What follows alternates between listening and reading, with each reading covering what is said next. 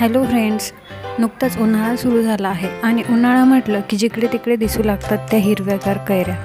तर आज आपण कैरीपासून अतिशय चटपटीत असा गुळांबा बनवणार आहोत। चला तर मग रेसिपीला सुरुवात करूया। इथे मी 2 फ्रेश कैऱ्या स्वच्छ धुवून घेतल्या आहे। आता याची साल आपल्याला काढून घ्यायची आहे। तर इथे दोन्ही कैऱ्यांची साल मी काढून घेतलेली आहे। आता आपण ह्या कैऱ्या किसणीच्या साहाय्याने किसून घेणार आहोत। अतिशय चटपटीत अशी ही रेसिपी आहे। लहान मुलांपासून ते अगदी वयोवृद्ध लोकांपर्यंत सर्वांनाच ही रेसिपी खूप आवडते।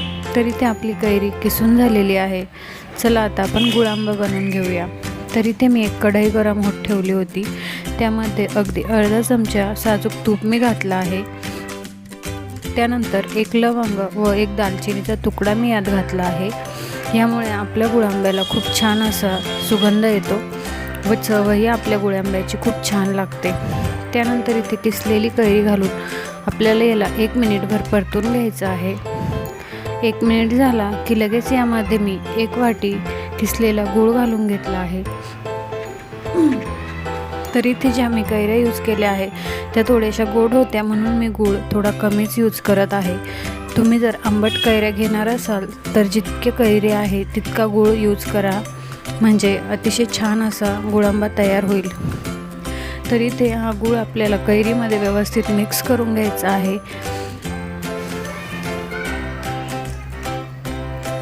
इथे तुम्ही बघू शकता आपला गूळ यामध्ये अतिशय छान असा वितळला गेला आहे। आता यावर झाकण ठेवून आपल्याला अगदी मंद गॅसवरती 4 ते 5 मिनिटं याला वाफवून घ्यायचं आहे। 5 मिनिटानंतर तुम्ही बघू शकता आपला गुळांबा अतिशय छानपैकी असा तयार आहे।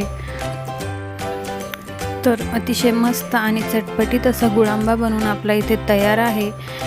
तेव्हा तुम्ही देखील ही रेसिपी नक्की ट्राय करा। आपल्या लहान मुलांना तुम्ही चपाती किंवा ब्रेडला जॅमऐवजी हा गुळांबा लावून देऊ शकता, खूप छान लागतो।